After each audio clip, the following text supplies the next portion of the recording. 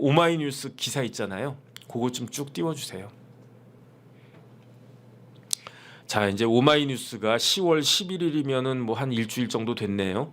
그 기사를 갖다 쭉 올렸는데, 그런데 이화영 항소심 재판부 이례적으로 24일이면 언제입니까? 다음 주 오늘이래요. 그러니까 이화영의 항소심 재판부는요, 일주일에 한 번씩 재판하는 거예요. 오늘 재판하잖아요. 그리고 난 다음에 다음 주 24일에 17 더하기 7하면은 24니까 다음 주 목요일에 또 재판하고, 그리고 나서 변론 종결한다. 그다음 보여주세요. 이화영 전 경기도 부지사 항소심 재판부가 이례적으로 24일 변론 종결을 예고했다. 그래서 이 재판이 언제 시작됐다 그랬습니까? 이화영 판결이 6월 7일에 판결이 났어요. 그런데 6월 21일부터 항소가 시작이 된 거예요. 왜냐하면 항소장이 수원 고등법원에 접수된 날이 6월 21일인데 10월 24일이잖아요. 아직 10월이잖아요. 그러면은 6월 21일하고 10월 24일하고 차이 얼마나 차이가 납니까? 4개월하고 3일만 더 차이가 나는 거예요. 그거는 이화영 부지사 1심이 얼마 걸렸다? 1년 8개월 소요됐던 걸 고려하면 이례적일 정도로 빠르다. 저 매체가 어디라고 그랬습니까? 저 기사가 나온 데가 오마이뉴스예요. 오마이뉴스는 그 1심이 1년 8개월 걸린 게, 연희님 감사드립니다. 1년 8개월 걸린 게 그게 정상적이고 4개월 만에 항소심 끝난 게 이례적이다라고 이야기하는데 반대예요, 반대. 원래 1심이 6개월 내에 끝나야 되는 거고요. 항소심도 6개월 내에 끝나야 되는 거예요. 왜 6개월입니까? 구속기간이 1심 구속기간이 6개월이니까. 그런데 이제 그 이화영 부지사는 또 구속영장 추가되고 해가지고 시간이 좀 걸렸는데, 어쨌든 이화영 부지사 재판은 제가 계속 목 터져라 이야기하지만 6월달에 판결이 나와서는 안 되는 사건이었어요. 이화영 부지사 사건은 늦어도 작년까지는 판결이 나왔었어야 돼. 그 다음에 작년에 이화영 부지사 판결 나왔으면 이번 4월 총선에 결과가 조금이라도 달랐다고요. 5석 10석이라도 바뀌었다고요. 그러니까 이화영 부지사가 뭐라고 이야기했습니까? 그러니까 내가 대속했단 말, 내가 리뎀션했단 말, 나 때문에 죽었다 살아난 국회의원들 많다, 그 이야기한 게 그 의미잖아요.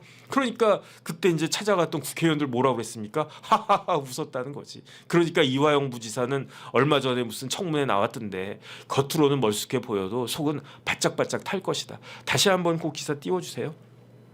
그러니까 오마이뉴스 같은 좌파에서는 이게 이례적이라고 하는 게 1년 8개월이 아니라 4개월이 이례적이라고 하는데, 원래 구속사건의 항소심 재판은요 6개월 내에 끝내야 되는 거야. 그래야지 이제 구속기간이 6개월로 형사소송법에 규정되어 있는 이유가 있는 거예요. 그 다음에 지금 그 재판장이 누굽니까? 문주영 부장판사, 어떤 분인지 제가 소개시켜드렸죠. 문주영 부장판사 여성분인데, 여자 재판장인데 아주 재판을 정석대로 해요. 옛날에 재판 저렇게 했어요. 지금까지는. 그런데 확실히 고등법원에 이제 부장판사니까 정식 고등부장판사는 아닌데 어쨌든 뭐 판사 생활 거의 한 30년 가까이 하신 분이니까, 그러니까 이 지금 재판을 그 원칙대로 빨리 하고 있는 거예요. 그래가지고 그 문 부장이 뭐라고 이야기했느냐? 24일에 변론 종결하겠다. 최우식 진술 시간은 30분만 해라. 내가 다 안 들어도 다 안다. 그러니까 짧게 해라. 그리고 난 다음에 이런 거 내가 그거 하니까 미리 예고를 갖다가 하니까 검찰도 마찬가지, 피고인도 마찬가지, 공판 준비 잘해라. 최종 의견도 준비 잘해라. 그 다음에 17일 공판 관련은 17일 공판이 언제입니까? 오늘이에요. 오늘 2시에 김성태 증인신문 할 것이다. 그 다음에 방용철 부회장은 할지 안 할지 좀 고민을 해보겠다. 어쨌든 김성태 증인신문 할 거니까, 그러니까 그 피고인도 준비 잘하고 검찰도 준비 잘해라. 그리고 난 다음에 10월 24일에 다음 주 목요일이죠. 2시에 마찬가지 재판할 건데, 그때 직권으로 김모 씨 있어요. 대북사업가. 증인 채택할 거야. 그런데 길게 안 할 거야. 증인신문 시간은 1시간만 할 거야. 어떻게 할 거냐? 내가 20분 물어볼 거고 검사님 20분만 물어보세요. 변호사도 변호인도 20분만 물어보세요. 재판이 이렇게 하는 겁니다. 원래 딱딱딱. 그러면 1시간이면 다 끝나잖아요. 그러면 2시에 재판 시작해가지고 저 김모 씨 대북사업가 김모 씨 증인 신문 1시간 하면은 3시잖아요. 그리고 난 다음에 어떻게 한다? 변론 종결합니다. 그럼 변론 종결하면 뭐 한다고 그랬습니까? 검사는 구형을 하고 그 다음에 변호인 피고인은 최후 진술하고 마지막으로 변호사가 최후 변론하고 딱 끝나는 거예요. 그러면은 저것도 문부장 판사가 1시간에 다 끝내겠습니다. 그러니까 10월 24일 재판은 2시에 시작해서 3시까지는 증인신문하고 4시에 끝낼 겁니다. 그 이야기를 딱딱딱 하는 거예요. 그런데 제가 지난 며칠 전에 말씀드렸잖아요. 그 이화영 녹취록이 언제 나왔습니까? 검사 탄핵 청문회 할 때, 박상용 검사 탄핵 청문회 할 때 그때 그 주진우 의원이 한 건 했다고 그러지 않았습니까? 주진우 의원이 한 건 해가지고 그때 녹취록을 갖다가 깠잖아요. 그 녹취록 깠는데 그 녹취록에 어떤 내용이 있었습니까? 어마어마한 내용이 있었잖아요. 거기에 변호사비 대남 이야기 있었고 거기에 제가 두려워요. 이화영이 나 두려워. 무서워. 이 이야기를 갖다가 하지 않았습니까? 그때 분위기를 갖다가 제대로 파악하지 못한 김성태 아닙니다. 김형태 변호사가 뭐 별거 있겠어? 그러니까 답답해가지고 변호사님 김형태 변호사님 나 이화영인데 내가 아는 게 많아. 근데 김성태가 폭로하기 때는 거야. 근데 그거 빵 하고 터지면 광장도 터지고 변호사비 대납도 터지고 그 다음에 법원에 로비했단 말이야. 법원에 그거를 갖다가 김성태 회장이 터뜨리면 어떡해. 그거 어마어마한 건데 내가 변호사도 아니고 법률가도 아니고 나는 그냥 법에는 그렇게 많이 알지 못하는 문외한인 내가 봐도 법원에 로비했다라고 하는 거 하면 이거는 어마어마한 건데 이거를 지금 김성태가 터뜨릴지 모른단 말이야. 그러니까 나는 무서워요 이야기했었는데 그 이야기를 오늘 2시에 지금 몇 시입니까? 지금 12시 5분이네. 딱 2시간 뒤부터 김성태 회장이 과연 증언을 할 것이냐. 저는 그게 되게 궁금하단 말이에요. 안 할 수도 있어요. 김성태 회장이 부담 느껴가지고 그냥 이런 거 이야기 안 하고 그냥 일반적인 그냥 쌍방울 300만 불 500만 불 환치기 하고 어쩌고 저쩌고 그런 이야기만 할 것이다라고 생각이 들기도 하는데 그런데 김성태 회장이 작심했다는 이야기도 있지 않습니까? 저는 오늘 그 헌법재판관님들 이렇게 물러나신 것도 그것도 기분 나쁘고 그 다음에 이제 김건희 여사 불기소했다 그것도 나름대로 이제 이렇게 논란의 여지가 있고 그런데 관심 가는 건 딱 하나 있어요. 그게 뭐냐면은 김성태 회장이 앞으로 2시간 뒤에 무슨 증언을 할까, 무슨 이야기를 할까, 그게 무지무지하게 궁금하다. 그 기사 다시 한 번만 조금만 더 띄워주세요. 그리고 난 다음에 그래서 문 부장이 재판장이에요. 뭐라고 이야기를 했느냐? 방용철을 증인으로 채택하는 경우에 아니다. 이건 오늘이에요. 오늘 어떻게 할 거냐면 오늘 2시부터는 김성태 회장 증언을 하고요.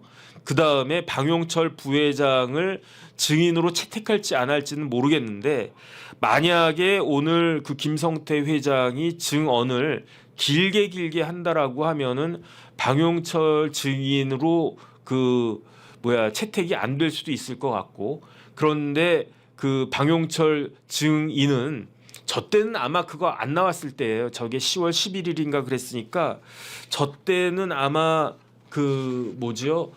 청문회가 없었을 때니까 그런데 어쨌든 오늘 방용철 부회장 증인으로 나오면 2시간 반 동안 할 것이다. 그러면은 2시에 시작해서 김성태 회장 4시까지 하면은 2시간 하면 4시 한 30분 휴정하고 4시 반부터 2시간 반 정도만 7시까지 이렇게 할 수도 있겠네요. 어쨌든 그렇게 되고 그 다음에 결국은 뭐냐면 굵은 글씨 보면 이화영 부지사가 구속 기한이 언제냐 6개월이란 말이에요.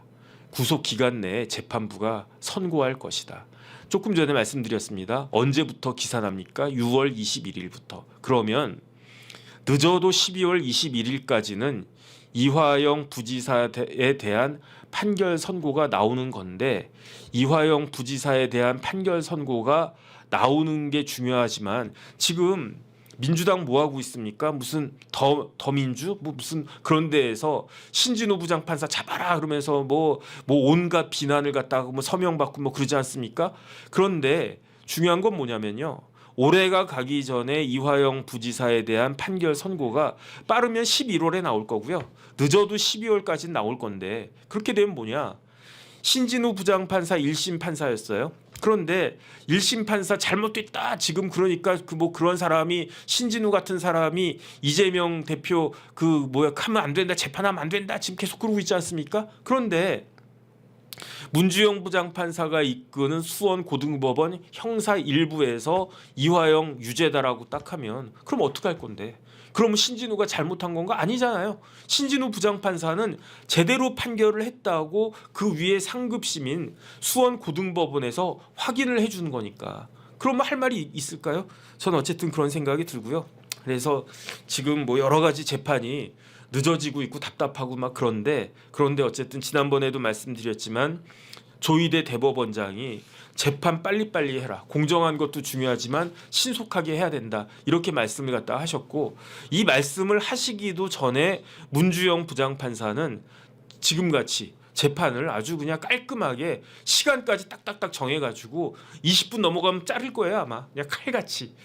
그래서 이렇게 남자보다 나 어떻게 보면 요즘 이제 판사님들의 여자 판사님들 되게 많아지셨단 말이에요. 근데 칼 같은 거는 그런 거는 오히려 남자 판사님들보다 여자 판사님들이 더 나은 경우도 많이 있더라. 뭐 이렇게 뭐 사람마다 이제 차이는 있지만 강규태 부장보다 훨씬 낫고 그다음 뭐 또 누구 뭐 이야기 안 하겠지만 훨씬 낫습니다. 물론 이제 뭐 여자 판사님이라고 다 잘하시는 건 아니지. 왜냐하면 뭐 노정희 대법관 같은 그런 분들도 있으니까. 어쨌든 제 개인적인 생각으로는요. 이화영 부지사 판결도 이재명 대표에 대한 또 하나의 사법적인 리스크가 될 것이다. 그걸 확신한다. 전 그 생각이 듭니다.